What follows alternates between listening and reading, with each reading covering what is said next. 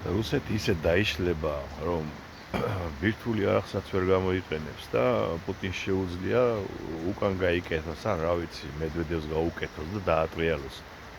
მარტივად დავხსნი მეგობრებო, ბირთვული არახს აქვს ერთადერთი პლუსი, რომ შენ თუ თავზე დაგესხმევიან ბირთვული არაღით, მაშინ შეგიძლია გამოიყენო ჩვეულებრივად ლეგიტიმურად.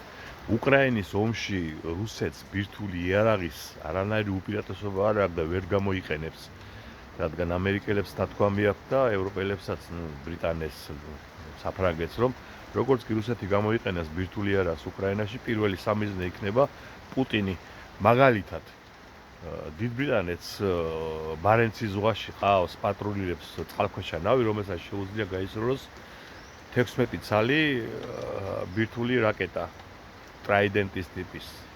ერთი რაკეტა იშლება 16 ნაწილად, ანუ 16 ბირთვული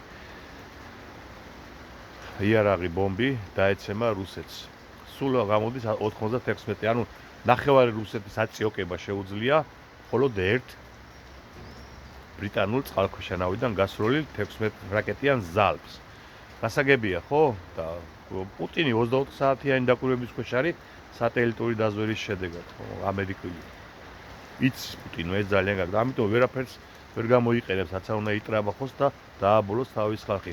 მაგალითად, ბირთვული საბჭოთა იმპერია დამარცხდა ფლოსტებიან მოჯაჰედებთან ავღანეთში. ხო, ბირთვული იარაღი ხო ქონდა, მაგრამ დამარცხდა. და ისე დაიშალა საბჭოთა კავშირი, ვერ გამოიყენა ბირთვული იარაღი. რატო უნდა გამოიყენო ბირთვული იარაღი რუსეთის წინააღმდეგ, თუმცა შეიძლება ეკონომიკურად ჩამოშალო, რაც გაუკეთეს საბჭოთა კავშირს. რასაც უკეთებენ ეხლავე. ეხლაც ხო, ნავთობის კრიზისია, რუსეთს უკრაინამ აუოხრა ნავთობის მრეწველობა დრონებით. რატო არ გამოიყენა ბირთვული იარაღი? ხო ეს ხმის უკრაინა დრონებით თავს, რა ვიცი, კრემლს უბომბავს, რატო ვერ იყენებს ბირთვული იარაღს? იმიტომ რომ არ შეუძლია.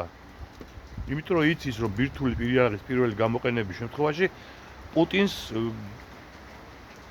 ააფეთქებენ, ააორთქლებენ, რა ვიცი, მოლეკულებამდე დაშლიან, სადაც არ უნდა იყოს.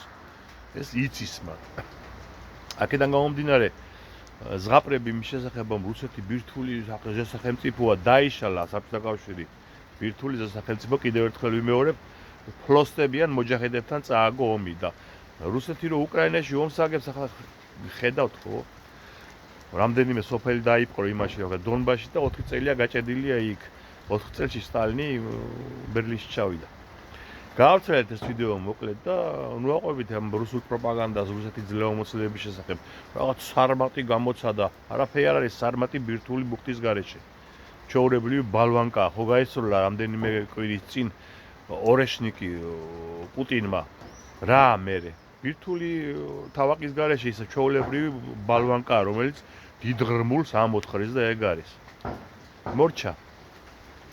ვერაფერი ვეღარ უშველის რუსულ ურდოს. დედა აღარ აყავს, ბიუჯეტი აღარ აქვს, ეკონომიკა აღარ აქვს და ეს თითოეულა სარმატი, რომელიც ცალკეულ ეგზემპლარებად აქვს, პუტინს ვერ გადაარჩენს კრახისგან, რომელიც უახლოვდება.